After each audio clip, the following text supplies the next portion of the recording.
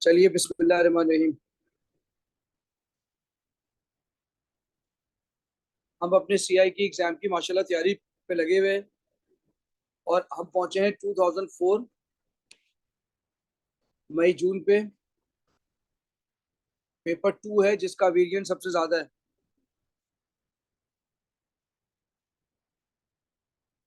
जिसका वेरिएंट सबसे ज्यादा है।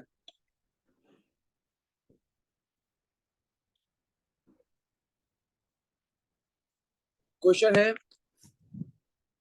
Question number 1, state two assumptions of ideal gas behaviour. कौन से चैप्टर से है? States of matter. Sir, they do not have any mass and they don't have any force of attraction between them. बिल्कुल सही बात है। यानी कभी भी क्वेश्चन आ जाए, आपसे एजम्पशन पूछ रहा हो आइडियल गैस बिहेवियर के, तो आपने सबसे ज्यादा वो पॉइंट लिखने हैं जो आइडियल गैस में होते हैं, हर गैस में नहीं होते। ठीक है, तो आपने पहला पॉइंट बोला कि जो वॉल्यूम ऑफ गैस पार्टिकल है, वो मैंने लास्ट टाइम भी आपको यही बोला था, ये पॉइंट लिखेंगे। नेग्लिजिबल होता है, नेग्लिजिबल होता है किसके compare? Volume of the container, volume of the gas. तो volume of the gas, volume of the gas particle, gas molecule is negligible, is negligible compared to volume of the container, volume of the container. यानी जिस container में इसको रखा गया है उसके हिसाब से उसका वॉल्यूम नेग्लिजिबल होता है, ना होने के बराबर होता है। सर वॉल्यूम ऑफ और गैस बोलें तो भी सही है। वॉल्यूम ऑफ द गैस भी लिख सकते हैं, वॉल्यूम ऑफ द कंटेनर, यानी इसका मतलब है वॉल्यूम ऑफ द गैस। यानी पूरे गैस के हिसाब से गैस के मॉलिक्यूल का अपना अपना वॉल्यूम ना होने के बराबर है। यानी अगर 10 लोग खड़े हैं, तो 10 लोग एक कमरे में मौजूद हैं, तो एक बंदे का वॉल्यूम होगा ही नहीं। सही है। तो ऐसी बात है, ये तो बिल्कुल गलत लग रही है बात। गैस का मॉलिक्यूल का वॉल्यूम होगा तभी तो टोटल वॉल्यूम होगा। और दूसरा एजम्पशन ये था, जो कि रॉन्ग एजम्पशन था, कि गैस के पार्टिकल्स के दरमियान फोर्स ऑफ अट्रैक्शन होती ही नहीं है। गलत जुमला है, ये गलत जुमला है। So there are no intermolecular force of attraction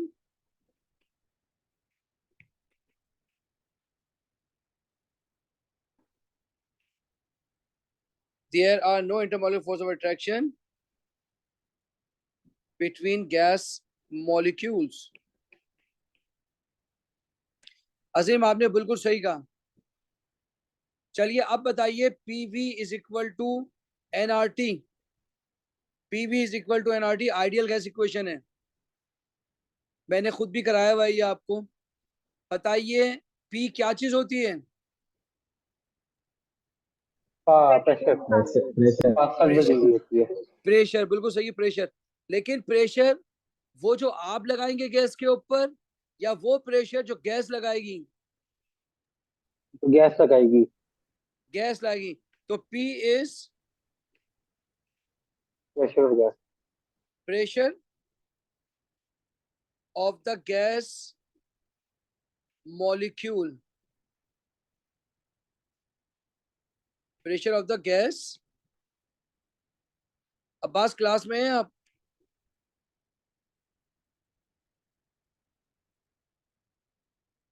pressure of the gas molecule. बताइए इसकी यूनिट क्या बोली थी? पास। पास्कल। पास्कल। बिल्कुल सही कहा आपने। इसका यूनिट है पास्कल, इसका यूनिट है atmosphere,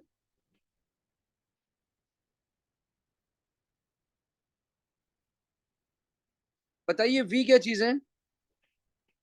Volume occupied by the gas Volume. molecule. ठीक है जी। वी क्या चीज है? आपने कहा वॉल्यूम ऑफ द गैस है या वॉल्यूम ऑफ द कंटेनर है? सर एक ही बात नहीं बोली Gas आप। molecule. एक ही बात हो गई है, Gas. एक ही बात हो गई, लेकिन लेकिन हम कंटेनर का वॉल्यूम ही गैस का वॉल्यूम है, ठीक है? तो वॉल्यूम ऑफ द कंटेनर, क्योंकि वॉल्यूम ऑफ द गैस हमेशा निकाली जाएगी विद रिस्पेक्ट टू कंटेनर। तो वी है वॉल्यूम ऑफ द गैस यानी कंटेनर।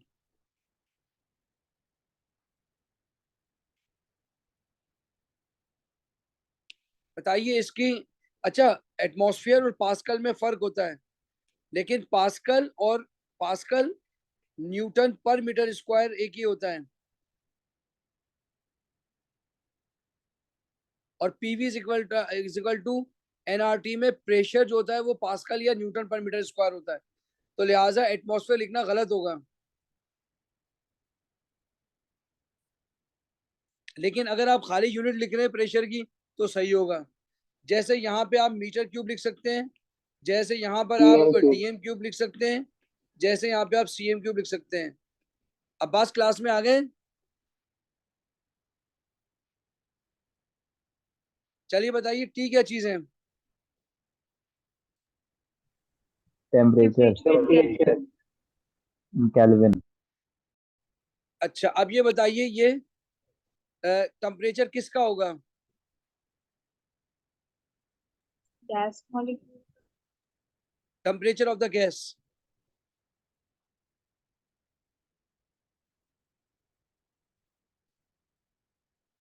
अब्बास क्लास में क्यों नहीं है बेटे? अच्छा, आज जल्दी आ जाए बेटे। अच्छा जी, ये क्या चीज है टेम्परेचर? क्या ये केल्विन में होगा या सेल्सियस में होगा? केल्विन में। तो Kelvin. जब भी केल्विन में होगा तो इसको कहेंगे एब्सोल्यूट टेम्परेचर। Absolute temperature.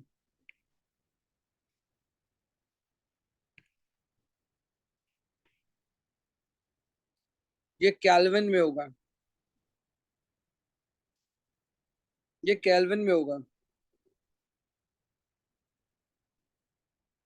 आप लोगों को बार बार मैं कह चुका था Q is equal to M C delta T में टेम्परेचर सेल्सियस में होगा। कभी भी कन्वर्ट मत करना Q is equal to M C delta T में। और आपकी क्लास में ऐसे ऐसे बच्चों ने किया हुआ है सेल्सियस को केल्विन में, मुझे खुद हैरानी हो रही थी कि यार इनसे तो उम्मीद ही नहीं थी, इन्होंने कन्वर्ट कर दिया। Q is equal to M C delta T में ना तो मास को किलोग्राम में कन्वर्ट करते हैं, ना ही टेम्परेचर को केल्विन में कन्वर्ट करते हैं। यहाँ आपने Q is equal to M C delta T में टेम्परेचर को केल्विन में कन्वर्ट किया, यही आपका आंसर गलत हो गया। चलिए जी, अगला क्वेश्चन है। वॉल्यूम दिया हुआ है आपको, टेम्परेचर दिया हुआ है, ग्राम दिया हुआ है, आपने एम आर निकालना है। एम आर निकालेंगे तो प्रूफ हो जाएगा। एम आर निकालेंगे तो प्रोड्यूस हो जाएगा कि अमोनिया है, नाइट्रोजन है, आर्गन। अमोनिया का 17 है, नाइट्रोजन का 28 है, आर्गन का तकरीबन 40 होता है। चलिए मेरे बच्चों जल्दी से बताइए कि वॉल्यूम इधर कितना लिखा हुआ है? सर अमोनिया का ज्यादा नहीं होगा नाइट्रोजन से? अमोनिया का नाइट्रोजन 14, 3 हाइड्रोजन 17 ही होगा ना। अच्छा अच्छा जी सर, ठीक सर, ठीक है, ठीक है, बिल्कुल। एक नाइट्रोजन 14, 14 प्लस 14 28। चलिए बेटा बताइए, वॉल्यूम है 63.8 सी एम क्यूब। बताएं मीटर क्यूब करने के लिए क्या चीज लगाऊं इसके साथ? एक्सपोनेंट -6। बस 10 की -9 -6 -6। -6 लगाएंगे, ये मीटर क्यूब में कन्वर्ट हो जाएगा।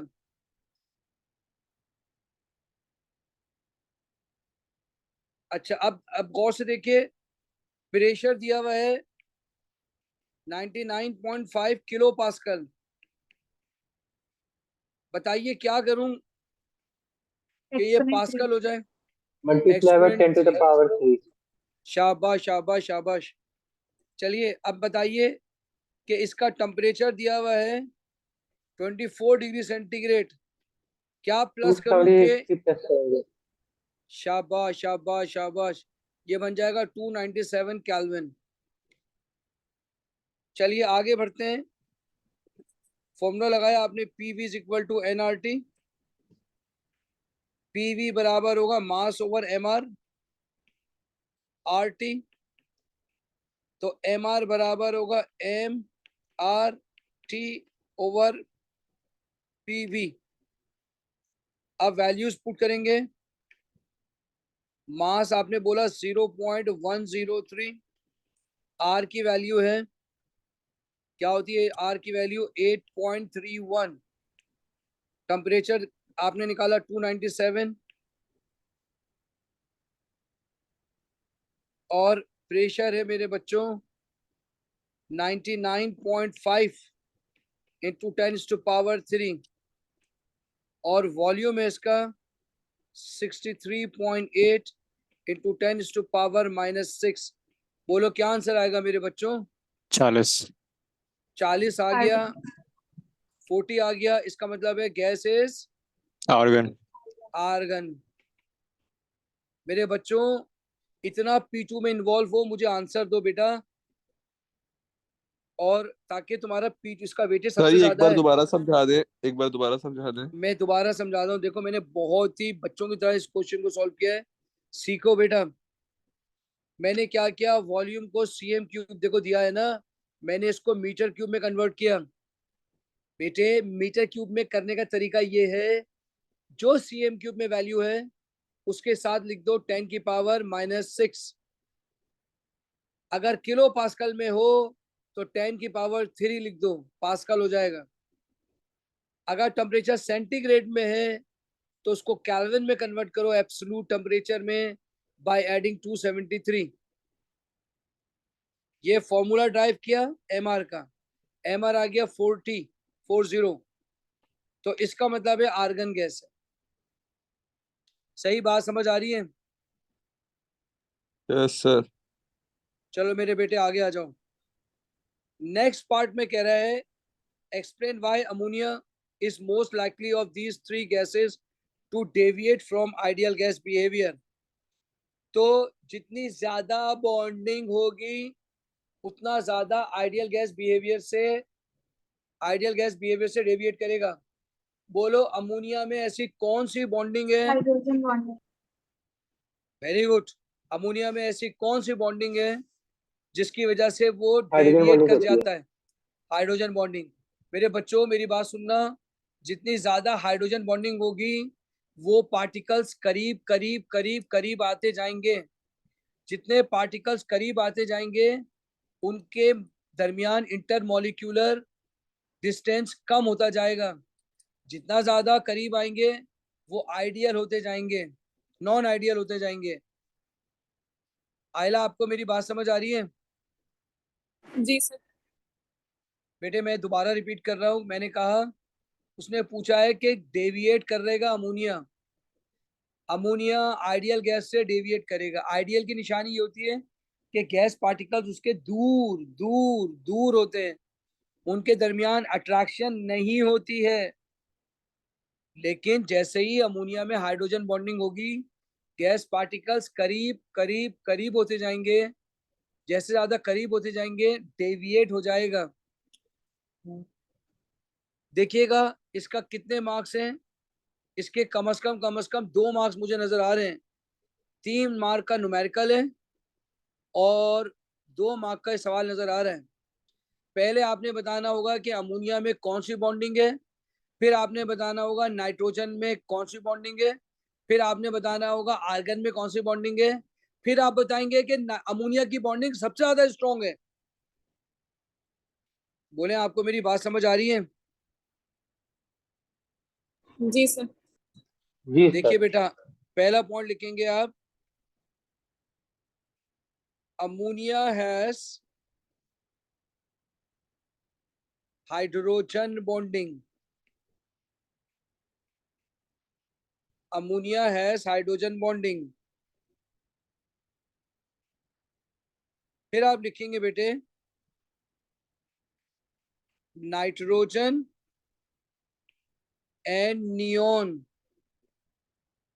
आर्गन, सॉरी आर्गन था, argon, nitrogen and argon have van der Waals force of attraction.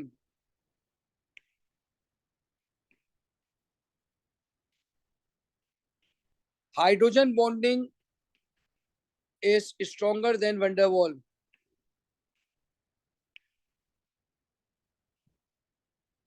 Stronger than, ये हमें कैसे पता चलेगा वेंडर वॉल है क्या है?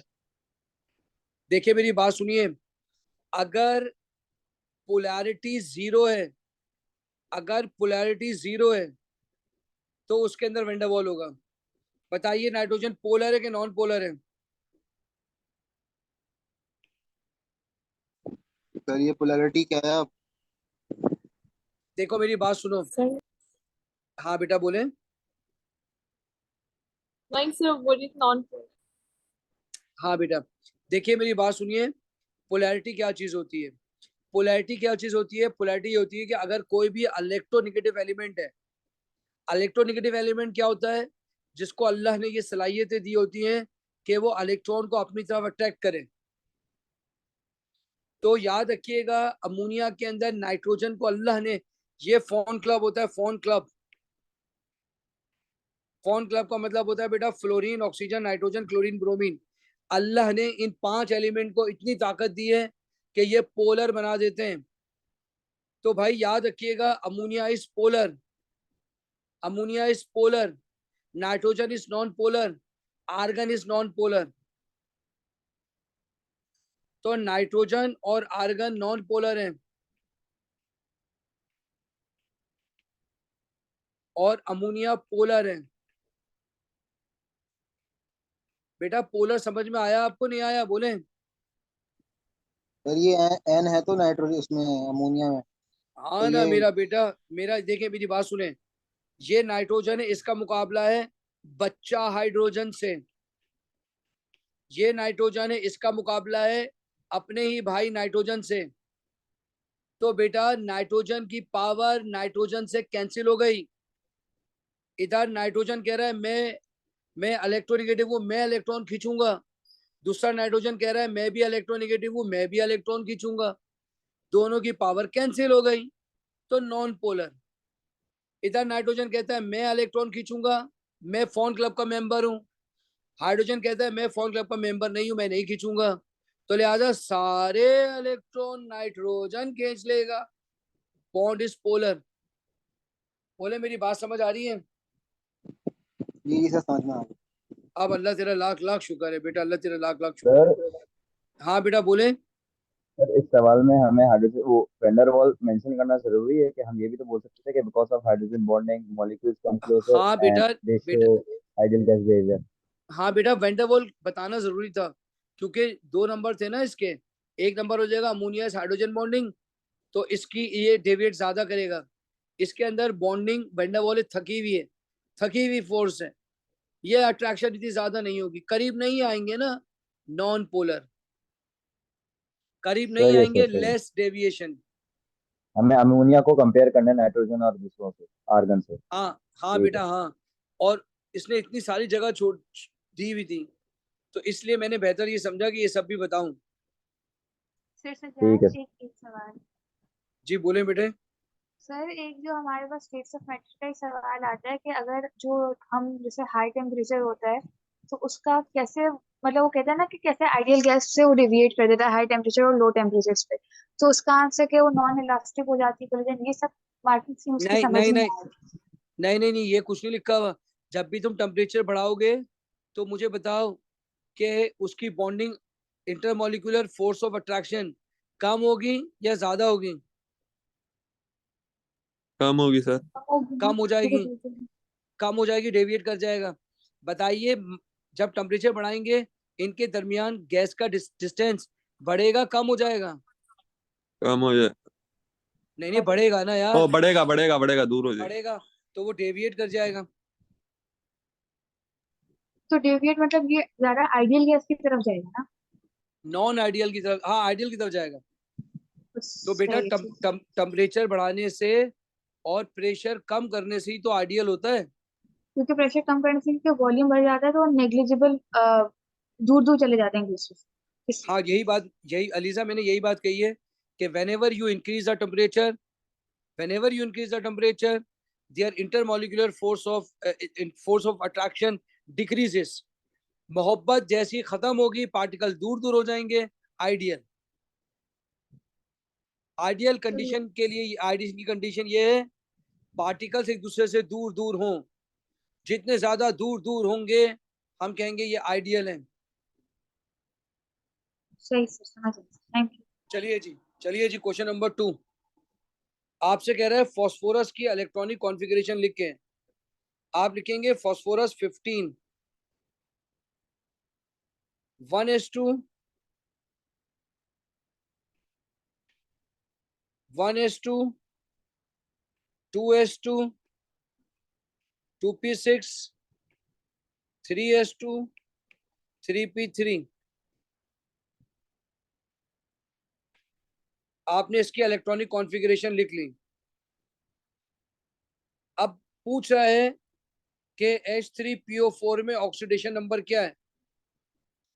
ये देखिए कैसे निकालेंगे। H3PO4 में 3 hydrogen plus phosphorus plus 4 oxygen, total charge 0। Total charge 0, इसके ऊपर कोई चार्ज नहीं है। हाइड्रोजन पे चार्ज होता है +1, फास्फोरस निकालना है, ऑक्सीजन हो जाता है -2 is equal to 0।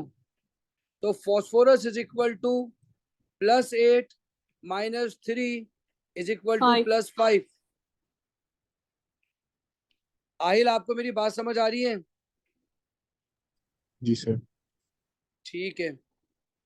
Abbas class में आगे नहीं आए?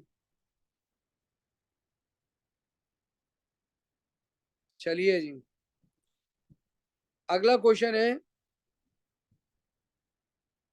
Right equation for the complete neutralisation of phosphoric acid with aqua sodium hydroxide. और कह भी दिया कि ये है प्रोडक्ट भी बता दिया तुमको इशारे में। चलिए जी, नीचे भी बता दिया उसने। तो भाई हम क्या करेंगे, फॉस्फोरिक एसिड लिखेंगे,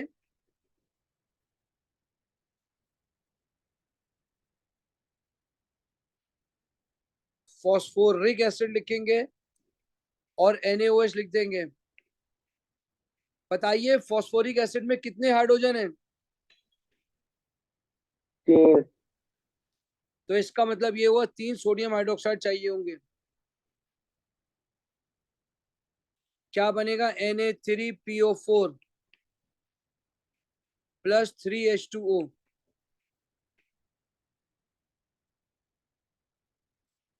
चलिए अगला क्वेश्चन है, मोल्स का सवाल है, मोल्स का। तो इसमें डिफरेंट चीजें नजर आ रही हैं हमें, इनऑर्गेनिक की चीजें नजर आ रही हैं। इसमें हमें रिडॉक्स भी समझ आ रहा है, इसमें हमें मोल्स भी नजर आ रहा है। तो इसका टॉपिक का नाम है nitrogen and sulphur.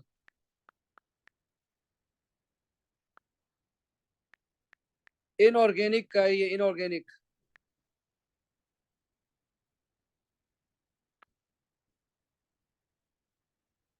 Nitrogen sulphur inorganic से आया हुआ सवाल है।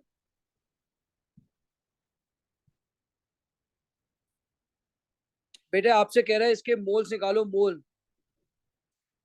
तो मेरे बच्चे मोल्स का फॉर्मूला है mole is equal to concentration multiply by volume divided by 1000।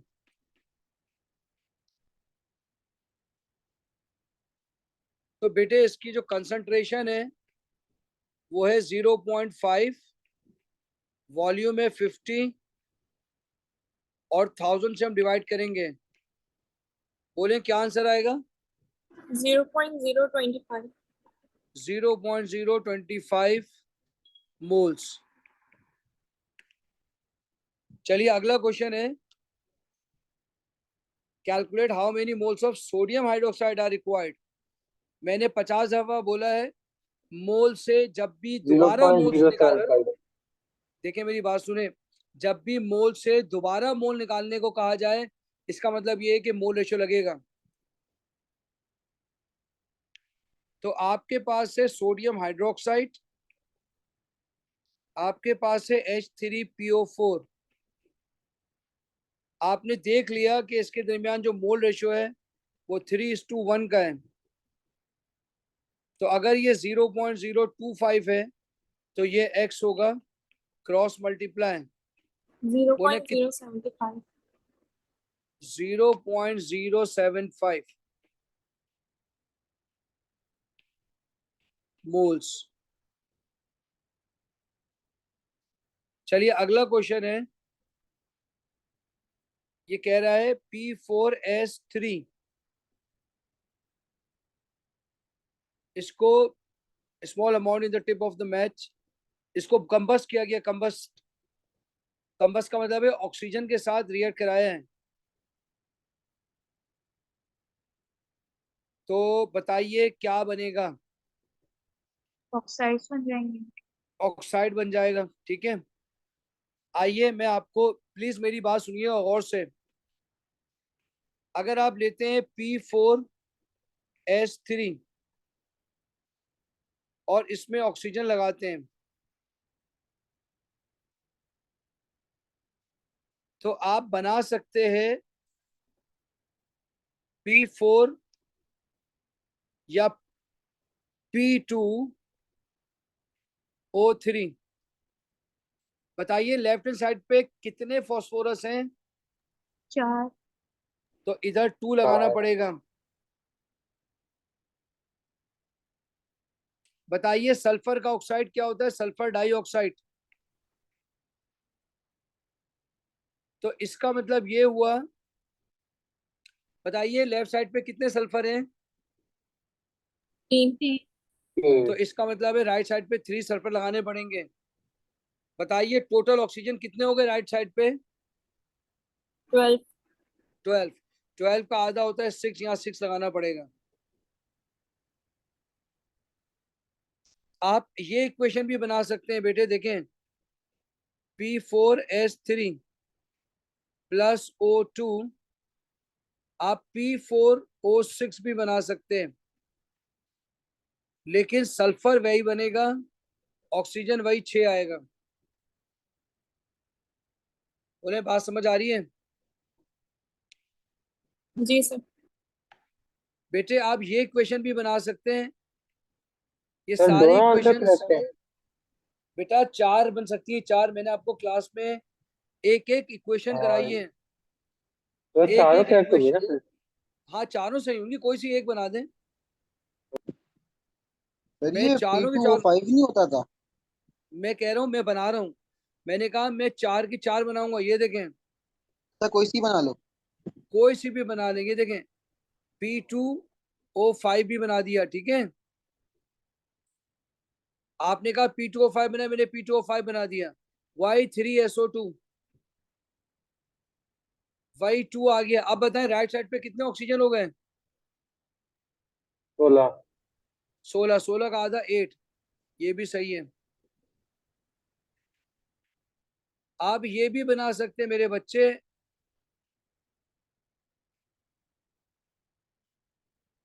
P4O10।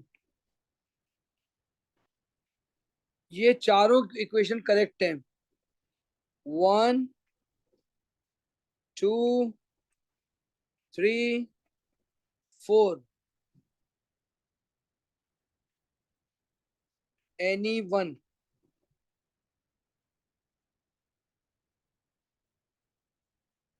मेरे बच्चों, मैं आपको एक ड्राइव का लिंक दे दूंगा जिसमें ये सारे सॉल्व फास्ट पेपर लिखे हुए होंगे। उसमें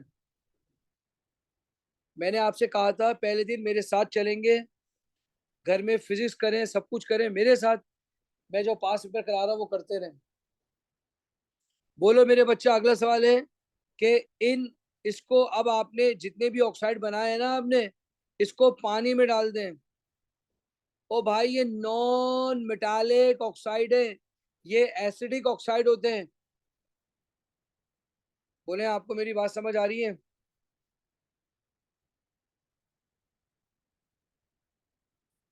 हेलो, आपको मेरी आवाज आ रही है? जी सर। जी जी सर। देखिए, अब मैं आपको चारों को पानी में डाल के दिखाऊंगा, ठीक है? अगर आपने बनाया है P2 या P4O6, अगर आपने इसको पानी में डाला तो याद रखिएगा, बताइए बताइए, इसमें ऑक्सीजन आपके पास है 6,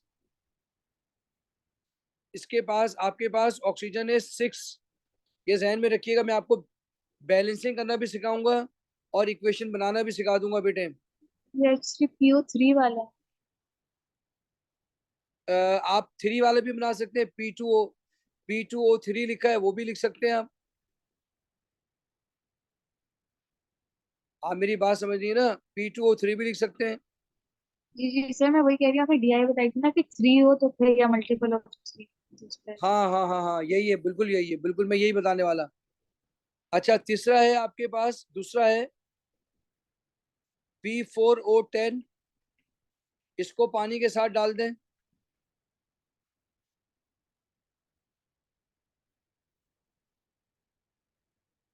अच्छा, एक ऑक्साइड हम भूल जाएंगे, वो है सल्फर डाइऑक्साइड।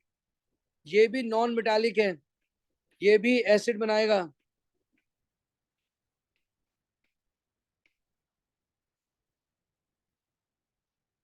आइए इसको करते हैं, देखिए। पहला है P4O6। सर P2O3 जी नहीं बोले, देगा क्या एसिडिक चीज? सॉल्यूशन? हाँ, एसिडिक बनेंगे ना, नॉन मेटेलिक है, नॉन मेटेलिक है, एसिड अब बनेंगे ना। P2O3 भी देगा सर? क्या कह रहे हैं, दोबारा बोले। P2O3 भी देगा एसिडिक सॉल्यूशन? बेटा, आप P2O3 भी लिख सकते हैं ना, वो इसका ट्वाइस है, तो आपको यहाँ 2 लिखना पड़ेगा। आप मेरी बात समझ रहे हैं? आप 4 ये भी लिख जी सकते सर। हैं, आप ये भी लिख सकते हैं, आप ये भी लिख सकते हैं, आप ये भी लिख सकते हैं, आप ये भी लिख सकते हैं। 5 इक्वेशन बन सकती हैं। अब मेरी बात गौर से सुनिएगा। आपके पास दो हैं, P4O6, P4O10। आपके पास है P4O6, आपके पास है P4O10। बताइए किसमें ऑक्सीजन कम है? P4O6। P4O6 में ऑक्सीजन कम है, तो इसमें बनेगा H3PO3, और जिसमें ज्यादा है उसमें बनेगा H3PO4। ये याद कर लिए इस तरह से। सर ये एसिड का नाम क्या है, ये बी वाले का? मैं अभी अभी एसिड का नाम बताता हूँ आपको, ठीक है? क्या आपको इक्वेशन बनाना आ गई है? जी सर। बताइए P4O6 के बताइए फॉस्फेट बताइए, राइट लेफ्ट साइड पे कितने फॉस्फोरस हैं? 4। तो इधर भी 4, इधर भी 4। बताइए पहली इक्वेशन में हाइड्रोजन कितने हैं? तो 3 है लेफ्ट साइड पे, राइट साइड पे। राइट साइड पे 12 में, 3 नहीं है, और से देखें। अच्छा हाँ सर सर 12। 12 है, तो इसका मतलब है यहाँ 6 पानी आने चाहिए। इसका मतलब है जी इधर भी सर। 6 पानी आने चाहिए। जब सल्फर डाइऑक्साइड को पानी में डालते हैं तो याद रखिएगा H2SO3 बनता है, और जब सल्फर ट्राइऑक्साइड को पानी में डालते हैं तो H2SO4 बनता है। मैंने आपको एक DI बताई थी कि कम 3 ऑक्सीजन हो तो रिक, 4 ऑक्सीजन हो तो रस। 3 ऑक्सीजन रिक, 4 ऑक्सीजन तो रस। ये DI याद रखिएगा, जुगाड़ है। DI का मतलब होता है जुगाड़, डॉक्टर इंस्ट्रक्शन है DI। तो बताइए ऊपर वाला फॉस्फोरिक होगा या फॉस्फोरस होगा? रस। रस होगा, और रस होगा। 4 ऑक्सीजन है पहले वाले में, और 3 है। तो इसका मतलब है मैंने ऊपर उल्टा लिख दिया, ये रस होगा, नीचे वाला रिक।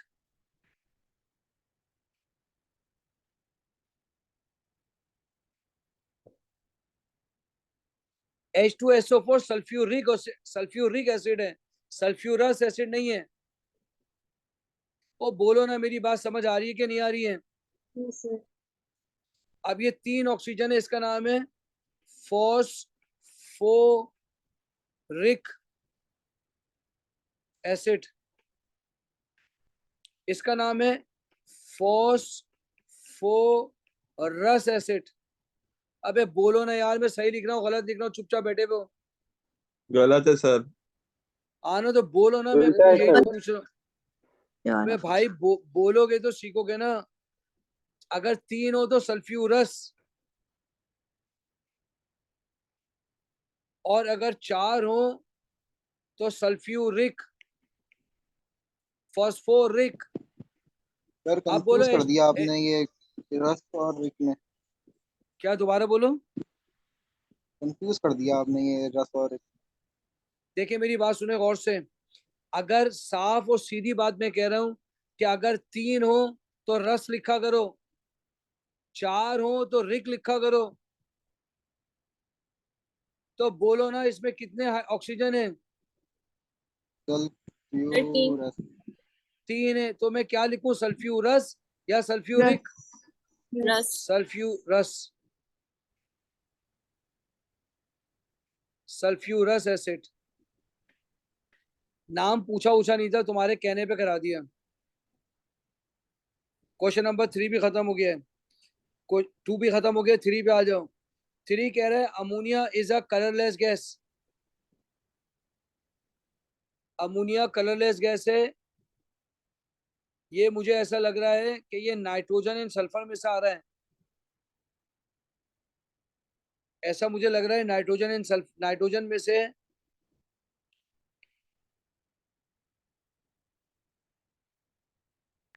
Nitrogen and sulphur.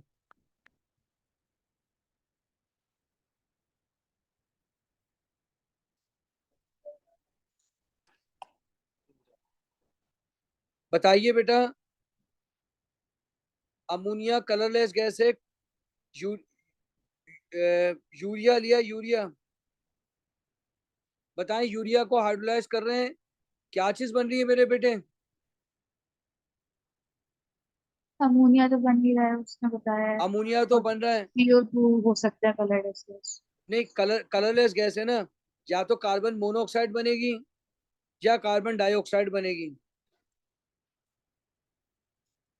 क्या मेरी बात समझ आ रही है? जी जी सर। देखो सर ये ये आ गया। हाइड्रोलिसिस का मतलब क्या है?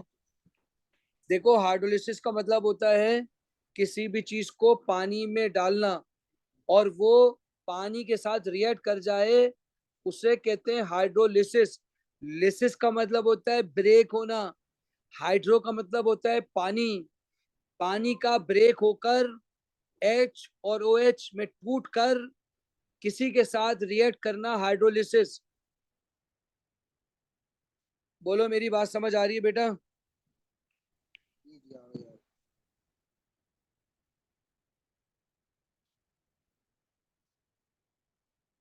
बोलो मेरे बच्चों, मेरी आवाज आ रही है? मेरी जी बात सर। समझ आ रही है? ठीक है।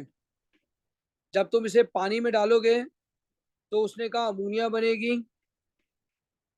इधर 2 अमोनिया है, 2। मेरे साथ सीख लो मैं कैसे करता हूं मेरे बच्चों। तो 2 अमोनिया लिख लिया। अब देखो ये है कार्बन मोनोऑक्साइड। अगर मैं कार्बन मोनोऑक्साइड बनाता हूं तो ऑक्सीजन नहीं बैलेंस हो रही है, तो मैं बनाऊंगा carbon dioxide.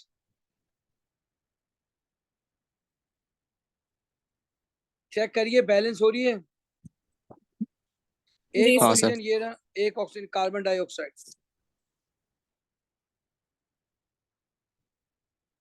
Colourless gas is carbon dioxide. Colourless gas तो अमोनिया भी होती है, कलरलेस तो कार्बन मोनोऑक्साइड भी होती है।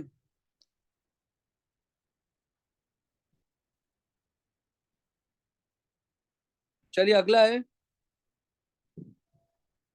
Now ammonia is synthesised from its element in Haber process. बताइए इक्वेशन क्या होगी हैबर प्रोसेस की?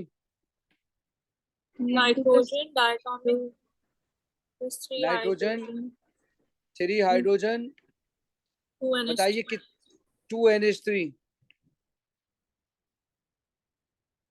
बताइए इसका डेल्टा एच कितना याद कराया था मैंने आपको? माइनस 92। माइनस 92 किलो जूल पर मोल। याद करें इसे।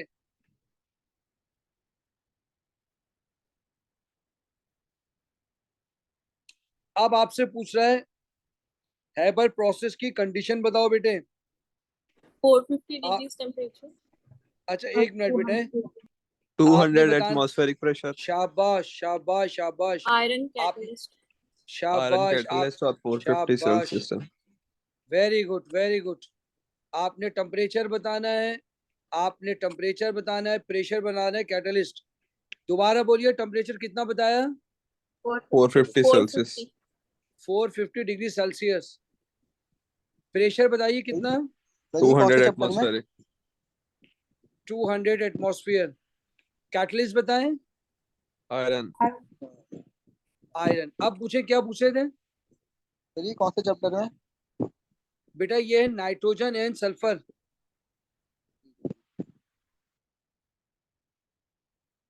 अगर आप मेरे साथ पास्ट पेपर भी करते रहेंगे तो आपका तमाम चैप्टर रिवीजन होते रहेंगे। चलिए अगला है state 2 modern commercial use of ammonia. बताइए लिखाया हुआ है मैंने। फर्टिलाइजर। क्लीनिंग एजेंट हो जाएगा। एक तो बनेगा फर्टिलाइजर, दूसरा क्या बनेगा? एक्सप्लोसिव्स। नाइट्रिक एसिड बनाते हैं। नाइट्रिक एसिड बनाता है। ये भी सही है, ये भी सही है।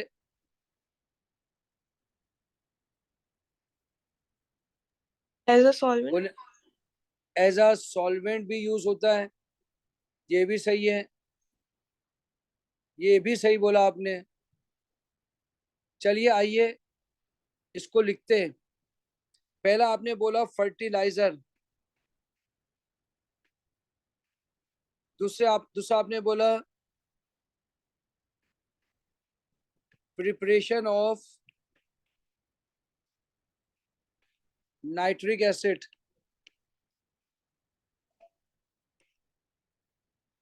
प्रिपरेशन ऑफ नाइट्रिक एसिड आपने बोला। Preparation of nitric acid. चलिए मैं आपको बताता हूं कैसे।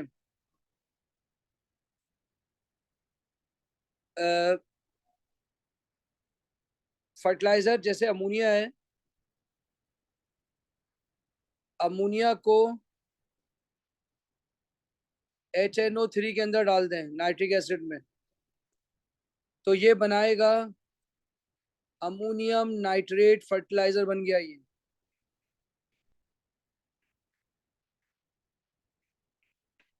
इसी तरह से अमोनिया से आप नाइट्रिक एसिड भी बना सकते हैं। अमोनिया से आप नाइट्रिक एसिड भी बना सकते हैं। क्या आप में से कोई मुझे इक्वेशन लिखवा देगा अगर किसी को याद है?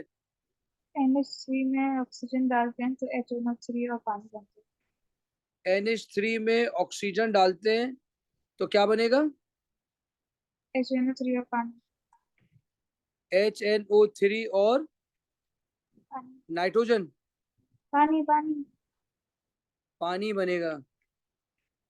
तो ये तो इक्वेशन बैलेंस नहीं है, बैलेंस करा है।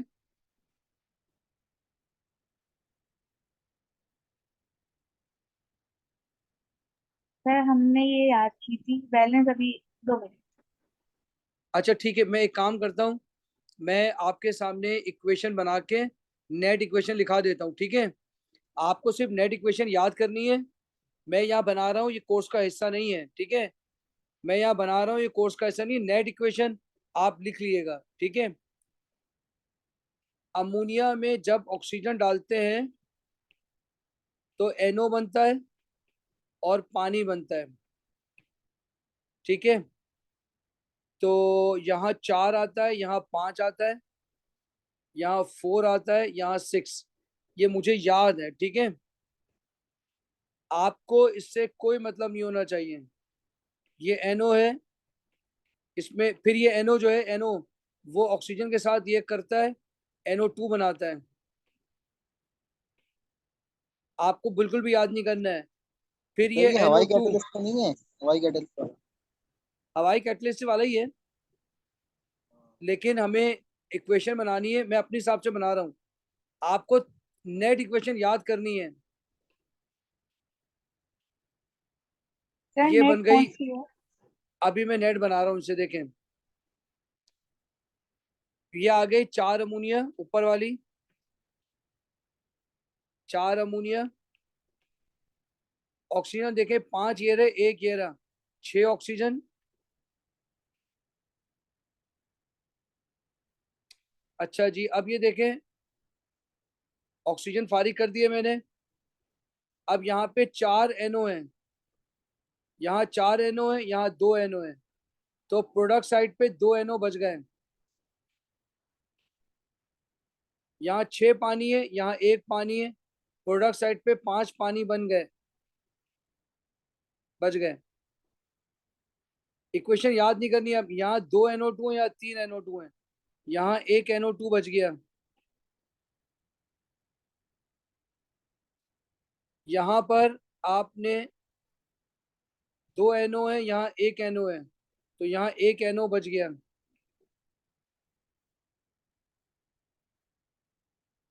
आप छोड़ दें इसको।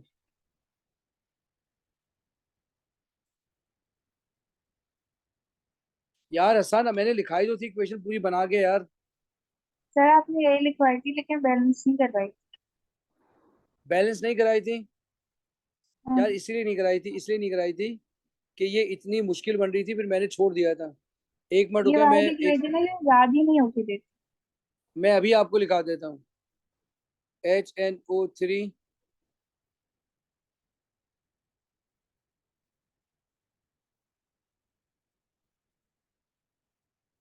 मैं अभी करा देता हूँ।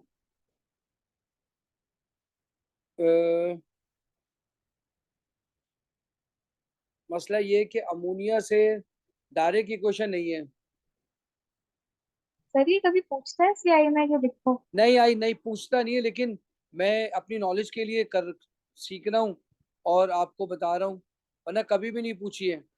ये जो बनता है ना, ये बनता है NO2 से।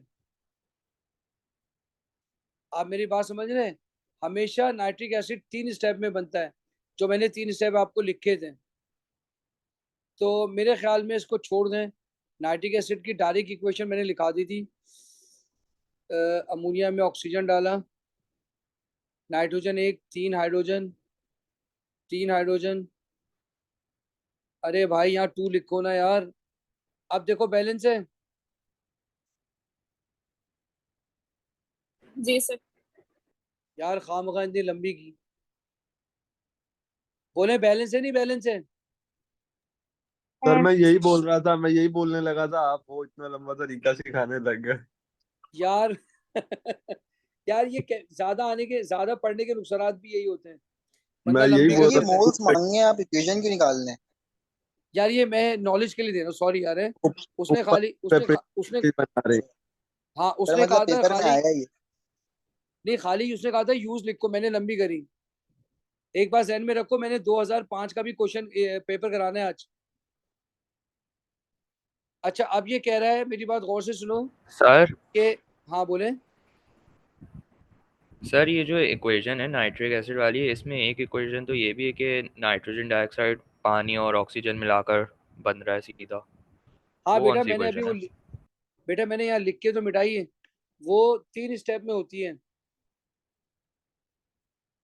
वो 3 स्टेप में होती है, ये 1 स्टेप में है। सर क्योंकि वो पास पेपर में आई थी, मैंने क्वेश्चन किया था, लेटेस्ट पास पेपर में आई हुई थी वो तो उसने इक्वेशन गिवन थी ना। नहीं सर, वो उसमें लिखा था क्या, नाइट्रिक एसिड के कुछ क्या कहते हैं इक्वेशन थे एसिड वगैरह की, तो उसमें वो एमएस में वही लिखा चलिए मैं लिखा देता हूँ, मैं लिखवा देता हूँ आपको, हुआ था ठीक है। डायरेक्ट कि मैं आपको लिख यही मैं कि आपको लिख HNO3 डायरेक्ट बन रहा है। मैं आपको लिखवा देता हूँ, ठीक है। सही है सही। फॉर्मेशन, वैसे मुझे नहीं याद पड़ा ऐसा कोई क्वेश्चन आया है, उसने लिखे हुए हैं, मैंने 2023 में यहाँ कराया हुआ है, उसने लिखा हुआ है कि जो है ना ये प्रोडक्ट बनेगा। मैं फिर सर भी मैंने लिखा भी देता आज हूँ। पूरा किया है, लेकिन मुझे तो ऐसा नहीं मिला। हाँ मुझे भी ऐसा नजर नहीं आया, लेकिन ये कह रहे हैं, मैं लिखवा देता हूँ, ठीक है। Formation of nitric acid 3 step में। पहले क्या होता है, अमोनिया होता है, 4 अमोनिया 5 ऑक्सीजन, मैंने याद किया हुआ है। 4 NO9 बनते हैं और 6 पानी।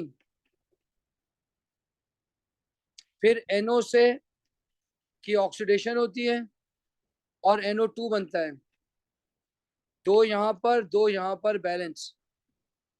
फिर NO2 लिया जाता है, उसमें पानी डाला जाता है, बन जाता है nitric acid plus NO, 2 nitric acid यहाँ, 3 यहाँ, बैलेंस।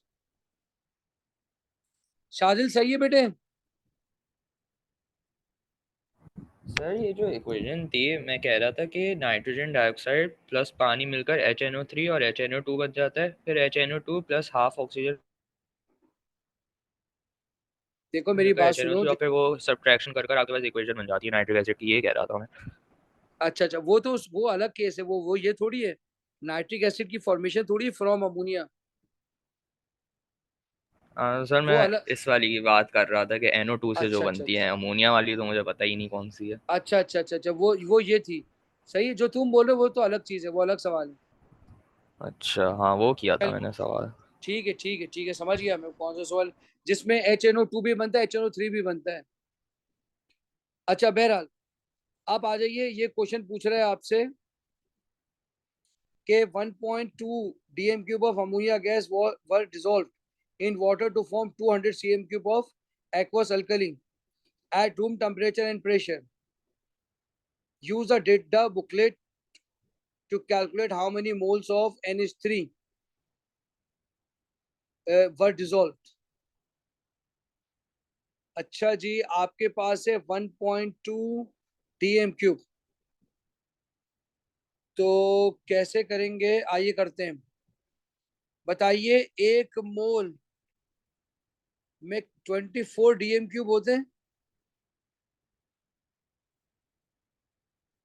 बोले। जी sir.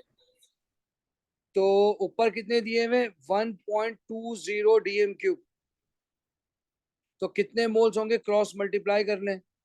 x is equal to 1.20 divided by 24, 0.05। 0.05 mole. Check कर लेना, यही आंसर आ रहा है, कुछ और आ रहा है?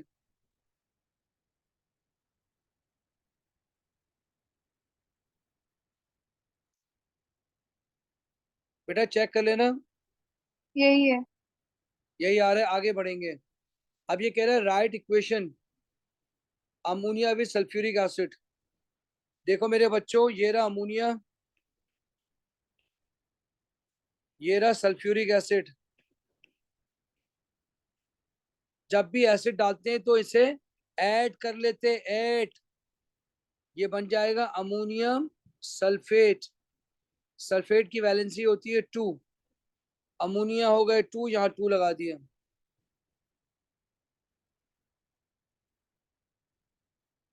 चलिए अगला क्वेश्चन है, वो सर कह एक रहा मिनट है पीछे करेंगे, कि क्वेश्चन दिखाएं। ये लो बेटा, बेटा मैं पूरा फोल्डर शेयर करूंगा आपके साथ, सर वो आपने पिछले बार वाला भी नहीं किया। यार मैंने कहा है एक ड्राइव में मैं बना रहा हूँ, बना लिए, उसमें ये सारे ये पेपर डाल रहा हूँ इंशाल्लाह। चलिए सर सही है।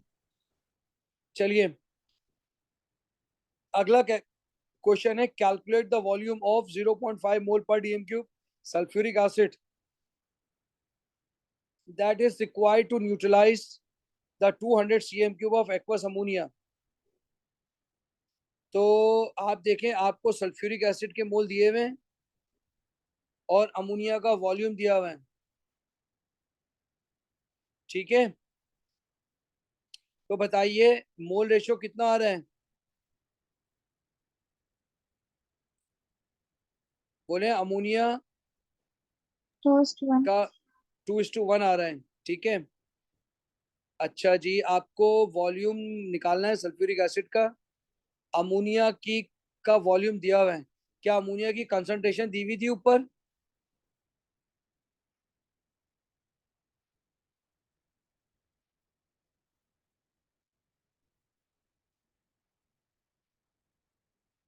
बोले ऊपर अमोनिया की कंसंट्रेशन दी हुई थी? नहीं सर, लेकिन हम निकाल सकते हैं। हमें मोल्स और वॉल्यूम पता है। अच्छा जी, हमें 0.05 मोल मालूम है। थोड़ा सा 1 मिनट मुझे देखने दें। अच्छा जी, calculate the volume of sulphuric acid, ठीक है। इसको कैसे करते हैं, वी ए दिया हुआ है 0.5, नहीं, वॉल्यूम ऑफ एसिड निकलवाना है, ठीक है। कंसंट्रेशन ऑफ एसिड दिया हुआ है 0.5 मोल पर DM cube, volume of base है 200 cm क्यूब, 200 cm क्यूब, और कंसंट्रेशन ऑफ बेस भी नहीं मालूम है। पता नहीं हम किस तरीके से कर रहे हैं, मुझे तो बिल्कुल भी समझ नहीं आ रहा ये। आइए 1 मिनट एक काम करते हैं। सर हमें वॉल्यूम पता है और हमें मोल्स पता है, तो हम उनको डिवाइड करके कंसंट्रेशन निकाल सकते हैं ना। ठीक है, बिल्कुल सही है। आप बताएं, आपको मोल ऑफ अमोनिया, आप यहाँ ऐसा करें रेशियो निकालें, यहाँ लिखें अमोनिया, यहाँ लिखें H2SO4, इसका रेशियो आ रहा है 1:2। अमोनिया 2 है, H2SO4 1 है। बताएं अमोनिया के मोल कितने निकाले आपने? 0.05।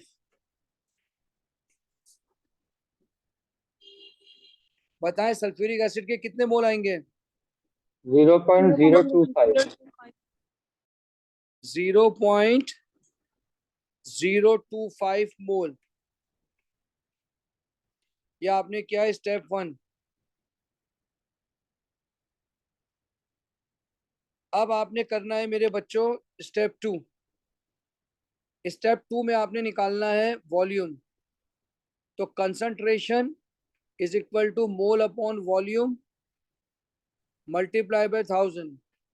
तो volume is equal to mole upon concentration multiply by 1000।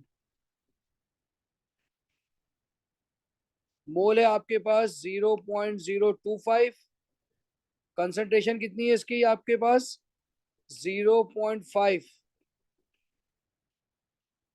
बोलो बेटा क्या आएगा? 50 cm क्यूब। सर एक बात बताइए, 200 cm की बस ऐसे तंग करने के लिए? देखें कहीं पर भी हमारा काम ही नहीं आया, बेवकूफ बनाया आपको, कहीं भी सर काम नहीं आया। जब कह रहा है कि इट्स रिक्वायर्ड टू न्यूट्रलाइज इतना अमोनिया, तो हमने इसके अंदर फिर 200 डिवाइडेड बाय 24,000 करके इसमें अमोनिया की क्यों नहीं हमने फिर मोल निकाले? नहीं तो एक्सिस भी तो हो सकता है। अच्छा सही।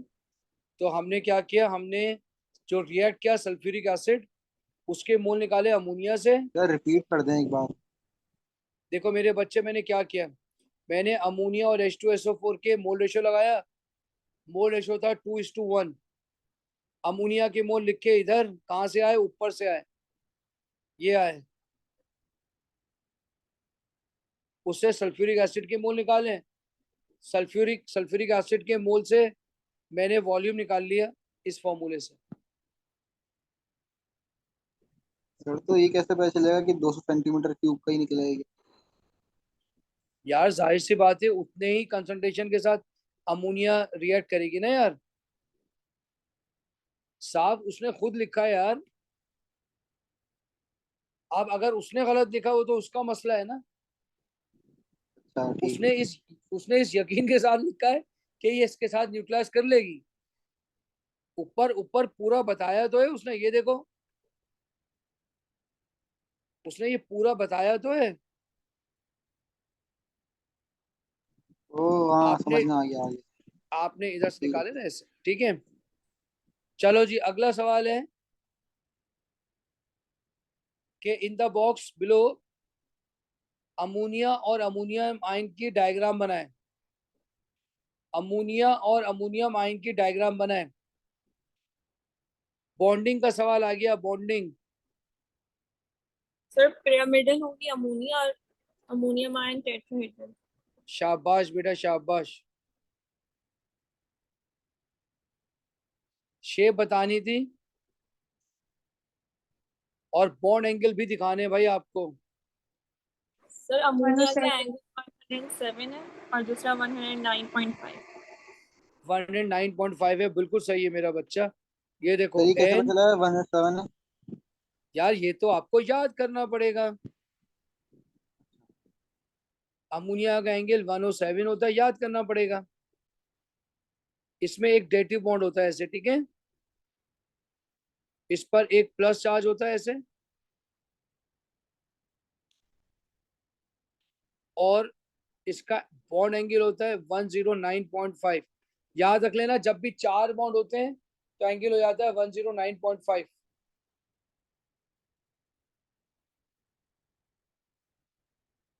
बोलो, आपको मेरी बात समझ आ रही है?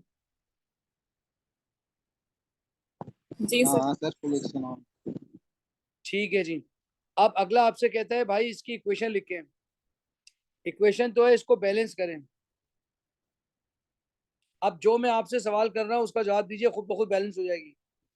इधर आपके पास दो नाइट्रोजन है, तो लिहाजा इधर 2 लगाइए। हाइड्रोजन हो गए 6, इधर सर 3 लगाइए। पानी आधे बनेगा, पानी आधा बनेगा, हाँ। सही है, तीन तीन तीन, 3 वाटर बन गए। अच्छा जी, अब देखें हाइड्रोजन, मुझे आपकी आवाज नहीं आ रही, आवाज आपकी क्लियर नहीं है। नाइट्रोजन आपकी 2, आपने 2 लिखा। इधर आपने हाइड्रोजन को 6 करने के लिए 3 करा। ऑक्सीजन 3 हो रहे हैं, ऑक्सीजन 3 हो रहे हैं, तो लिहाजा इधर 3/2। इक्वेशन बैलेंस हो गई है, इक्वेशन बैलेंस हो गई है। लेकिन मेरा मशवरा ये है कि इस 2 को खत्म करने के लिए मल्टीप्लाई बाय 2 कर दें। सर ये 4 से बैलेंस हो सकती है? आप देखें, फ्रैक्शन खत्म करने के लिए आपने 2 से मल्टीप्लाई कर दिया। जैसे ही आपने 2 से मल्टीप्लाई किया ये 4 हो गया। आपने जैसे 2 से मल्टीप्लाई करा ये 3 हो गया। जैसे आपने 2 से मल्टीप्लाई किया ये 2 हो गया। जैसे आपने 2 से मल्टीप्लाई किया ये 6 हो गया। अब ये कह रहा है use oxidation number two explain why this is a redox reaction. देखें भाई, सर अमोनिया में नाइट्रोजन अमोनिया में +3 से 0 हो गया। अमोनिया में ऑक्सीडेशन नंबर नाइट्रोजन का क्या है, ये देखें, प्लस N+3 -3। हाइड्रोजन। बोले क्या कह रहे हैं? अमोनिया का नाइट्रोजन का अमोनिया के अंदर ऑक्सीजन स्टेट -3 है।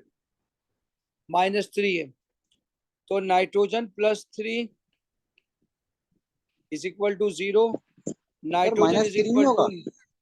-3 है, ओ -3। +3। देखो मैंने करके दिखा दिया, -3 है। सर हाइड्रोजन का वो -1 नहीं होता? हाइड्रोजन का +1 होता है, नॉन मेटल के साथ, मेटल के साथ माइनस होता है। ये नॉन मेटल है नाइट्रोजन। अच्छा ठीक है। सही है, ये हो गया 0। 0 हो गया। ऑक्सीजन आ जाओ 0।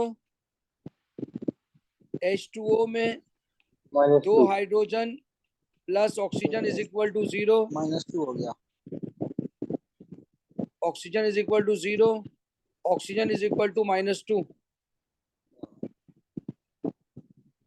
तो अमोनिया से नाइट्रोजन बन रहा है मेरे बच्चों। ये आ रहा है -3, -3 से 0, ये हो रही है ऑक्सीडेशन। ऑक्सीडेशन। दूसरा है ऑक्सीजन O2 से H2O, 0 से -2, ये है रिडक्शन। तो आप लिखेंगे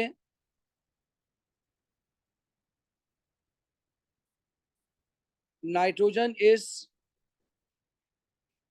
ऑक्सीडाइज्ड फ्रॉम -3 to 0। फिर अगला लिखेंगे oxygen is reduced from 0 to -2। बोलो मेरे बच्चों, बात समझ आ रही है? जी सर। चलिए जी, question number 4। Esters are compound, ये ऑर्गेनिक का आ गया है, ऑर्गेनिक का आ गया है, और ये एस्टर अल्कोहल सब है, ये ऑर्गेनिक का है।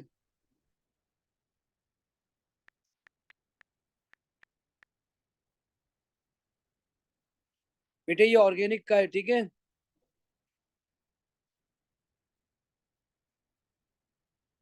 बताइए, एस्टर की हाइड्रोलिसिस करनी है। एस्टर की दो हाइड्रोलिसिस होती है, एसिड हाइड्रोलिसिस और बेस हाइड्रोलिसिस। आप एसिड लें प्लस वाटर लें प्लस हीट अंडर रिफ्लक्स कर दें, ये एसिड हाइड्रोलिसिस होगी। लेकिन अगर आपने बेस लिया है, बेस,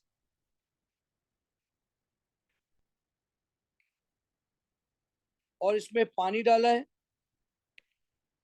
और हीट अंडर रिफ्लक्स किया है,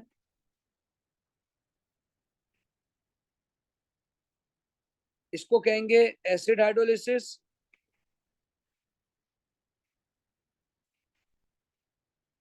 और नीचे वाले को कहेंगे बेस हाइड्रोलिसिस। बोले बात समझ आ रही है? जी सर। अब ये कह रहा है कि हाइड्रोलिसिस की इक्वेशन भी लिख दो। देखें, ऑर्गेनिक इक्वेशन बैलेंस नहीं होती है। ऑर्गेनिक इक्वेशन देखें देखें, मैं भी आपको बताता हूँ कैसे लिखेंगे। आप कोई से भी लिख सकते हैं, बेहतर ये जो अच्छी आती है वो लिखें। अगर आपने एसिड हाइड्रोलिसिस लिखी है तो एसिड हाइड्रोलिसिस की इक्वेशन, अगर बेस लिखी है तो बेस हाइड्रोलिसिस। मैं दोनों लिख रहा हूँ। ये देखें, आपने ये वाला फॉर्मूला लिखना है पहले।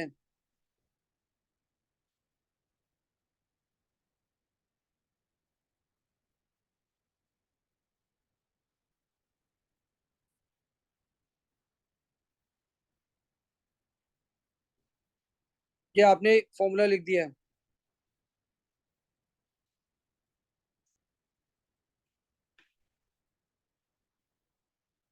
ये फॉर्मूला लिख दिया, यानी बेस हाइड्रोलिसिस के लिए दोबारा लिखा।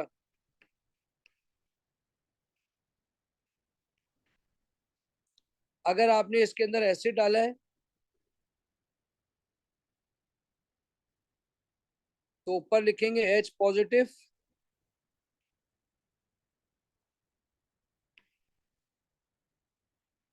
Plus H2O।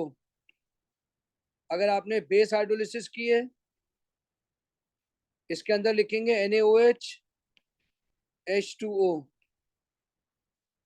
अब देखें एसिड हाइड्रोलिसिस में CH3 CH2 2CO और पानी का OH, ये देखें पानी का OH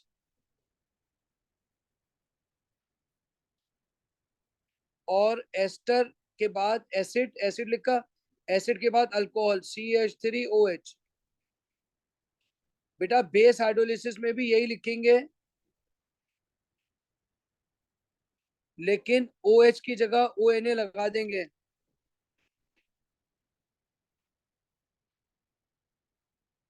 ONA लगा देंगे। शेजोर क्लास में हैं आप? जी सर। शाबाश बेटा शाबाश।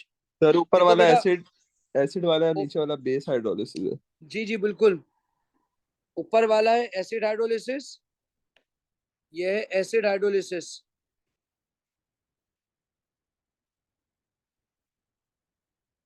और नीचे वाला आ गया बेस हाइड्रोलिसिस।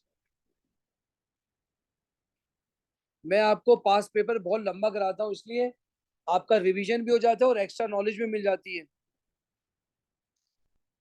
बताइए, आपको यूज बताना है एस्टर का, commercial use. Solvent. Industrial solvent. बिल्कुल सही है, ये सॉल्वेंट के तौर पे यूज होता है। एस्टर सॉल्वेंट के तौर पे यूज होता है, ये फूड फ्लेवरिंग के लिए इस्तेमाल होता है। ठीक है, परफ्यूम्स। परफ्यूम में इस्तेमाल होता है। सॉल्वेंट आ गया है ना, सॉल्वेंट का मतलब परफ्यूम है। अच्छा, अब ये कह रहा है आपको, ये एक आइसोमर दिया है, बताइए ये दोनों हाइड्रोजन सेम साइड पे हैं? नहीं बोलो, सर। ये नहीं दोनों सेम सिस साइड पे ना नीचे, तो ये तो सिस है। अब तुम्हें ट्रांस बनाना होगा, गौर से देखना मैं कैसे बना रहा हूं, गौर से देखना। इधर की सर वो होगी, सर, ऊपर वाली चेन सारी नीचे आ जाएगी और नीचे वाली ऊपर चली जाएगी। हाँ ऐसे ही होगा। देखो टर्न कर देंगे, टर्न, इसको फिक्स करेंगे,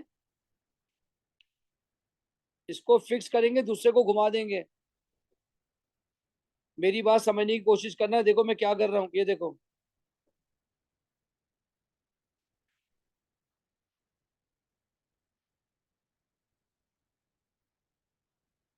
ये कॉपी क्या इमेज, मैंने जानबूझ के यही सवाल उतारा है पूरा। ये देखें, अब नीचे वाले को घुमा देंगे, हाइड्रोजन ऊपर, CH2 CH3 नीचे। अब आप बताइए, हाइड्रोजन डायगोनल पे आ गए, जी ये सर। ट्रांस, ये ट्रांस बना दिया आपने। भाई बात समझ आ रही है नहीं आ रही है, बोलो।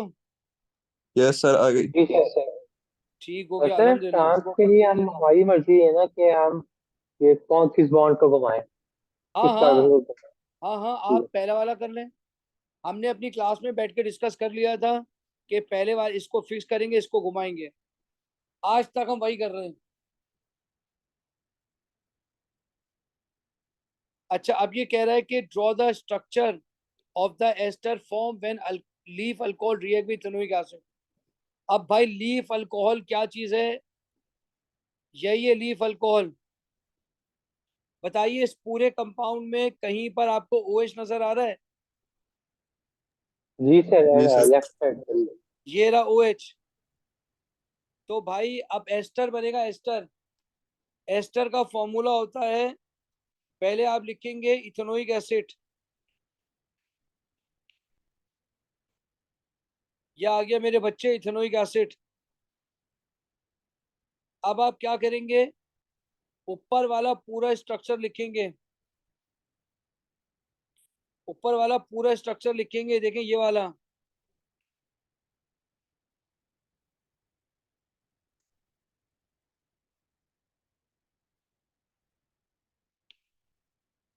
ये देखें मैंने पूरा स्ट्रक्चर लिखा है ये।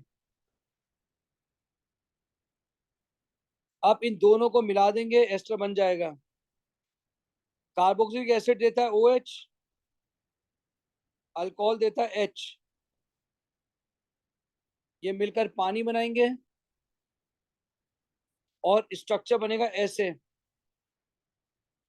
इसने लिखा है draw all the bonds, draw the structure, her bond दिखाना है। ठीक है, ये देखें CH3, लेकिन इसने कहा है एस्टर ग्रुप के दिखाना है, सबका नहीं दिखाओ, एस्टर ग्रुप का दिखाना है।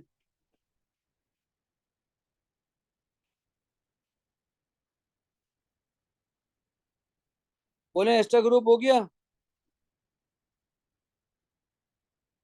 जी सर। बोलो ना, एस्टर ग्रुप हो गया।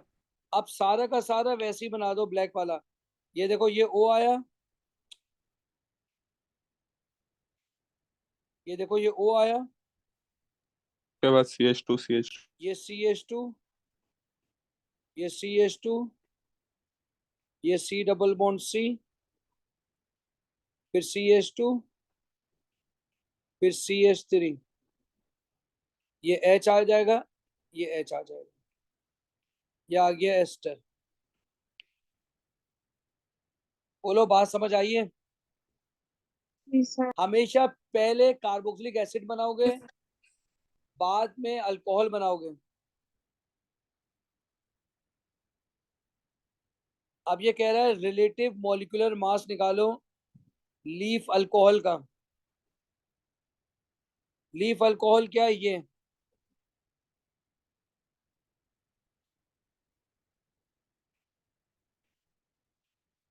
बेटा बोलो, लीफ अल्कोहल में कितने कार्बन है? गिन के बताओ, लीफ अल्कोहल में कितने कार्बन है बेटे? 6। 6। 6। बोलो 6 कितने हाइड्रोजन है? 12 होंगे क्या? 12 होंगे। बोलो ऑक्सीजन कितने हैं? 12। एक एक। है।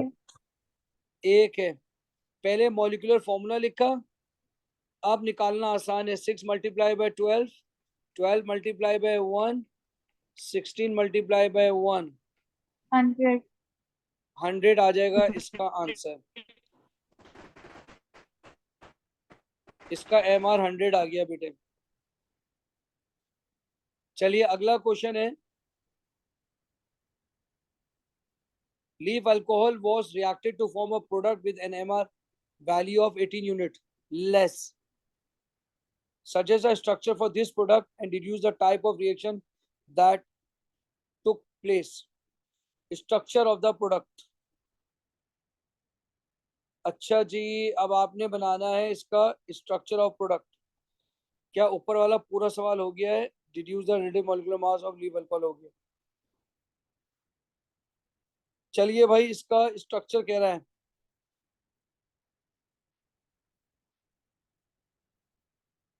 18 यूनिट लेस, यानी पानी निकल गया। यानी कि पानी निकल गया। बिल्कुल सही आपने समझा। 18 यूनिट लेस का मतलब है लॉस ऑफ वाटर। अगर एमआर में से 18 कम हो रहा है तो पानी जा सकता है। तो इसका मतलब ये हुआ कि लीफ अल्कोहल का स्ट्रक्चर दोबारा बनाते हैं। ये रहा लीफ अल्कोहल।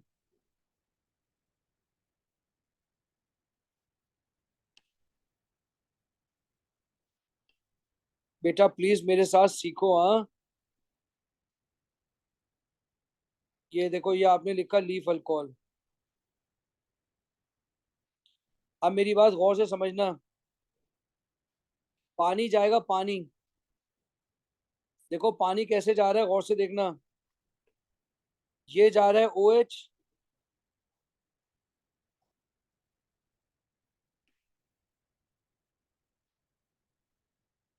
और ये जा रहा है H, और इन दोनों के दरमियान बन रहा है डबल बॉन्ड। बोले आपको मेरी बात समझ आ गई? अल्कीन बन गया। तो कौन सा जा रहा है? क्या दोबारा बोला अजीम?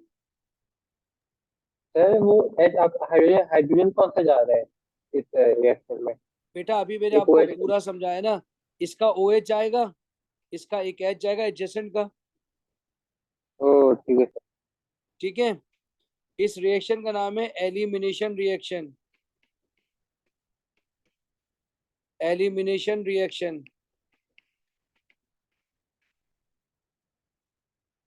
चलिए अगला है, ये कह रहा है describe a simple chemical test to distinguish between alcohol and your product in C3। Alcohol और अल्कीन का क्या टेस्ट होगा ये पूछ रहा है बेटे। सर सोडियम देखो डालते हैं तो फिशिंग आएगी अल्कोहल। क्या डाल दें आप इसके अंदर, सोडियम डालते हैं तो फिशिंग आएगी ना अगर अल्कोहल है। सोडियम डाल दें, एड सोडियम मेटल, या फिर ब्रोमीन डाल दें तो भी कलर आ जाएगा। ठीक है। कोई भी एक टेस्ट लिख दें आप, बबल्स ऑफ हाइड्रोजन गैस। चलिए जी ये हो गया। कोई सा भी एक टेस्ट लिखना है आपने।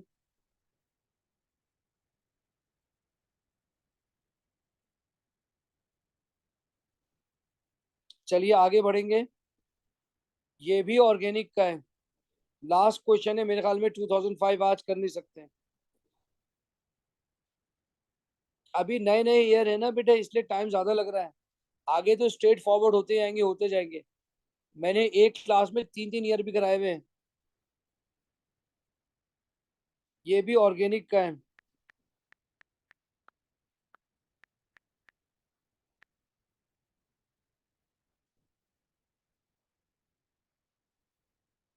अब ये कह रहे हैं number of organic compound contain the halogen fluoride fluorine and और chlorine are commercially important because of their commercial inertness.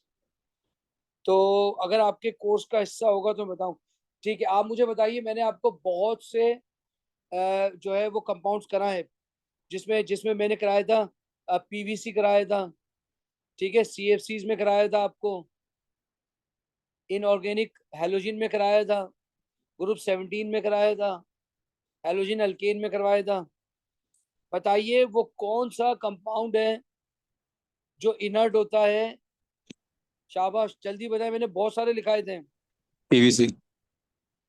मैंने आपको कराया था PVC। CFC के साथ था ना। मैंने आपको कराया था CC टेफ्लॉन कराया था, टेफ्लॉन।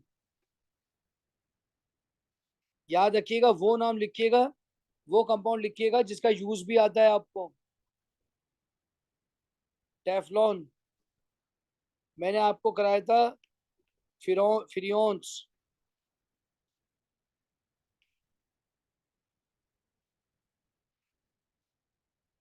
बताइए PVC कहाँ इस्तेमाल होता है। पाइप से। देखिए फूड मैंने पैकेजिंग। जो Framing. एज अ जो असिस्टेंट मैं जो मैं फॉर जो TFC। मैंने लिखाया है वो लिखेंगे आप। मेरी बात बार बार मैं कह रहा हूँ आपसे। अब आप PVC का पाइप बना लेंगे, अरे भाई PVC का पाइप से इनर्टनेस का क्या ताल्लुक है। Food packaging sir. Food packaging लिखेंगे। जो मैंने लिखा है वो लिखना, फूड पैकेजिंग में लिखेंगे। इनर्ट है इसलिए तो है। बताए टेफ्लॉन में क्यों टेफ्लॉन है। और उसका एक ही यूज करा था नॉन स्टिकी, उसका नॉन किचन स्टिक, बिल्कुल सही कह रहे हैं, नॉन स्टिक किचन वियर है। फिरियोन्स बताएं। आप इसे कह सकते, As gas and refrigerator. हाँ एनेस्थेटिक भी लिख सकते हैं और रेफ्रिजरेंट भी लिख सकते हैं। रेफ्रिजरेंट और anaesthetic material.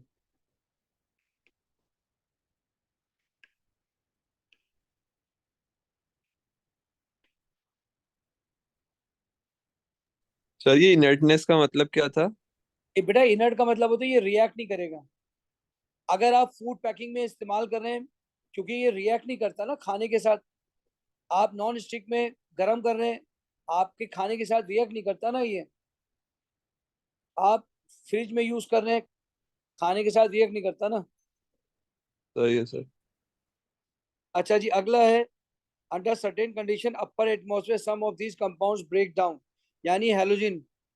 Explain how this, भाई बताए ऊपर जाके ऐसी कौन सी क्या आता है आसमान के ऊपर कि ये टूट यू जाते हैं? Ozone. UV light, fluoro UV light, UV light UV light, UV light, बिल्कुल सही है, यूवी लाइट। बॉन्ड्स ब्रेक कर देती है। अच्छा, अब ये 5 नंबर का सवाल है, ऊपर वाला 3 नंबर का, नीचे वाले 2 नंबर का। तो 3 नंबर आपने लिखने चाहिए इसमें, 3 पॉइंट। खाली यूवी लाइट लिखेंगे तो मसला मजा नहीं आएगा। तो यूवी लाइट, ठीक है, क्या करेगी ये?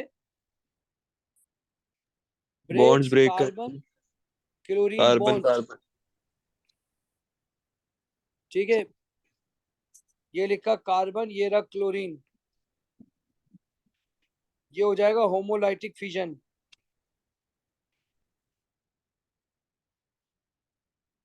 कुछ हो ना हो, क्लोरीन फ्री रेडिकल बन जाएगा, chlorine free radical.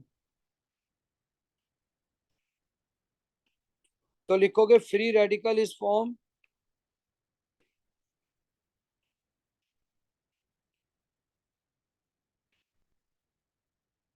now this free radical, now chlorine free radical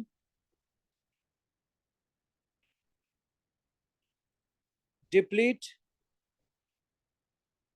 ozone layer। Equation मांगी नहीं है लेकिन मैं लिख रहा हूं। ओजोन होता है O3, यह आ जाएगा chlorine free radical, O2 plus oxygen free radical.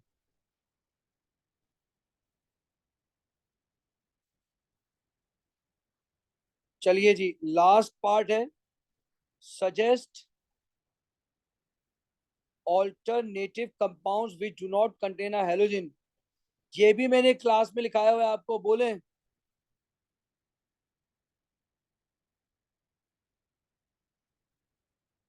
Sir वो हाइड्रोफ्लोरोकार्बन था ना, CFC की जगह कुछ इस तरह का और एक था। हाइड्रो, हाइड्रोफ्लो हाँ बेटा, हाइड्रोफ्लोरो, क्या बोला दोबारा बोले? हाइड्रोफ्लोरोकार्बन, और हाइड्रोफ्लोरो ईथर।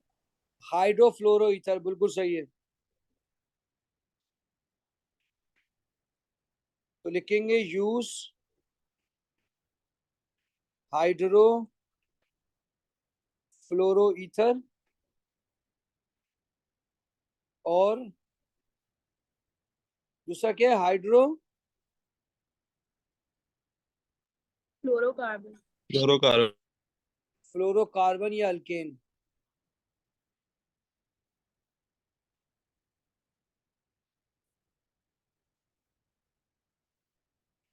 आपको मेरी बात समझ आ रही है यार? लेकिन अगर मैं ये लिखता हूं, उसने अगला साल में लिखा है कि for two of the uses जो आपने यूज किया इसके, ठीक है, तो बताइए कहाँ यूज कर सकते हैं?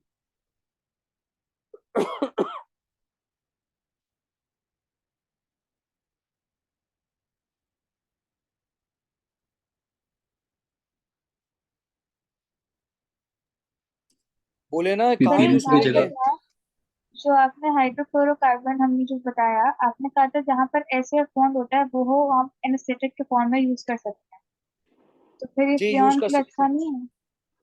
नहीं, आप मेरी बात समझे नहीं। अगर आपने ये आंसर लिखा ना, तो आपने तो ऊपर किसके रिप्लेसमेंट में यूज करेंगे हाइड्रोफ्लोरो ईथर?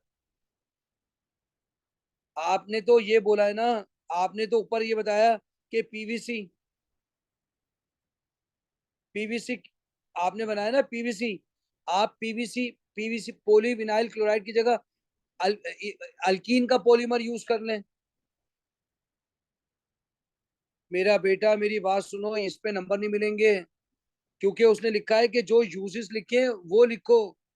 तुमको बात समझ आ रही है? आखिरी क्वेश्चन है बिल्कुल, for two of the uses, आपने जो ऊपर लिखा है, तो आप लिखेंगे use polyethene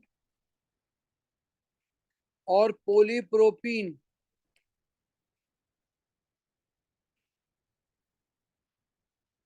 for PVC, polyvinyl chloride, chloride की वजह से फड्डा हो रहा है ना, तो आप पॉली इथीन ले लें, पॉलीप्रोपीन ले लें, इससे भी पीवीसी जैसा चीज बना सकते हैं। दूसरा आपने यूज किया था टेफ्लॉन, छोड़ दें, उसकी जगह आ जाएगा NO2 या N2O, सॉरी। आपने एनेस्थेटिक किया था, ठीक है, ये भी आप डॉक्टर साहब सही बता रहे हैं बिल्कुल। कौन सी गैस यूज करें? Use N2O, nitrogen dioxide. N2O। ये कहीं लाफिंग गैस तो नहीं है? हाँ, लाफिंग गैस होती है। ठीक है, use N2O as anaesthetic material.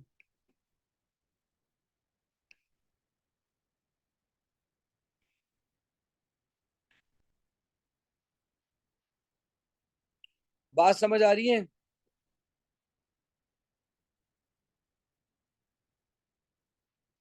चलो मेरे बच्चों, यहाँ तक खत्म हो गया है। मैं अभी इंशाल्लाह ड्राइव अभी के अभी बनाता हूँ और आपको ये पेपर शेयर करता हूँ, ठीक है? सर अभी भेज दें, अभी Okay. रिवीजन हो जाएगा मैं सारी। क्लास खत्म होने के बाद ही काम शुरू कर रहा हूँ। बस अब सही है। सर अभी जाना नहीं, मुझे जाना नहीं। देखो मैं ये तुम्हारे पेरेंट के साथ अटेंडेंस शेयर करूंगा, तो काइंडली अपने नाम के साथ चेंज करके आ जाओ। ये यूस्टा और बकार सबसे पहले सही हो जाओ। ये हो गया और लास्ट हो गया ये वाला, ठीक है जी। चलो मेरे बच्चों, अल्लाह हाफिज है। सर सुन तो लें सर। अल्लाह हाफिज सर। हाँ वकार, हाँ डॉक्टर वकार, ये इनऑर्गेनिक के कितने सवाल आएंगे? इनऑर्गेनिक का एक क्वेश्चन आता है, कितने में से? 5 में से एक आएगा, लेकिन वकार मेरी जुमला याद रख लेना। और फिजिकल? देखो देखो मेरी बात तो सुनो, उसके 2 क्वेश्चन आते हैं। मैं तुमसे कह रहा हूँ, तुम मेरे साथ 20-40 ईयर कराऊंगा कम से कम मैं एग्जाम तक के। अगर तुम ये 40 ईयर मेरे साथ कर लोगे ना, तुम्हारा ए पक्का है, मेरा जुमला लिख के रख लेना। पहले सिलेबस तो हो जाए कंप्लीट। यार सिलेबस होता रहेगा, वो भी तुम करते रहो, मेरी ऑनलाइन क्लासेस लेते रहो, मैं कंप्लीट एक्सप्लेन कर रहा हूँ एक एक चीज। 1 सर आप घंटे का ना पेपर है। 1-2 घंटे पहले बता दिया करें कि क्लास लेने वाला हूँ ना, वो सडनली लेते ना फिर वो टाइम मैच नहीं होता। भाई सडनली कहाँ से लेता हूँ? रोजाना मैंने बोला हुआ है, एक दिन छोड़ के क्लास हो रही है, रोजाना तो हो रही है यार। उसे वो 11 टाइमिंग का बजे नहीं क्लास पता। होती है रोज। भाई तुम 11 कभी बजे? कभी आ जाते हो मौसमी नहीं सर, अब रोजाना से क्लास हो रही है इंशाल्लाह एक आप दिन छोड़ के। देखिएगा। सर हाँ मेरा हाँ, बेटा, इसको पीडीएफ भेज दे, इसको पीडीएफ भेज दे। PDF भेज दें यार सर। इसको स्टडी मटेरियल। यार चलो मैं अभी दोबारा भेज दूंगा, मैंने भेजी थी, मैं सर दोबारा लेक्चर्स सारे नहीं नोट्स भेजिएगा, मैं लेक्चर्स नहीं सारे भेजिएगा, उनकी PDF भेजिएगा। हाँ, नोट्स भेज देना। सर ये लेक्चर की स्किप नहीं पीडीएफ होना, भेज इससे दो सर, वीडियो ना skip लेक्चर्स नहीं होगी, चाहिए, मसला ये है। पीडीएफ चाहिए। PDF चाहिए, नोट्स। हाँ मैंने भेजा है, ऑर्गेनिक का भी भेजा है, मैं सर पूरा आप कोर्स एंड का नहीं भेज करें, दूंगा। आप आप पहले भेज दें भेजें। सर। मैं भेज भेजता दें हूँ, अभी सर। भेजता हूँ, सारे काम करता हूँ। इर्तिजा बस मुझे सर, रिमाइंड करा देना, पहले ना भेज भेज दूँ। दें फिर बाद में एंड सर करते मैंने वॉइस मैसेज किया है आपको, आप देख लें बस वो। चलो मैं भेज रहा हूँ, अभी भेज रहा हूँ, ठीक है। बस ठीक हैं। है, हाँ सर, थैंक यू। ये रो रहा चलो था, बोल रहा था सर मेरे मैसेज नहीं देखते सर, रोना डील कर धोना लें। डाल रहा था सर ये ग्रुप पे। चलो भेज रहा हूँ, ठीक है।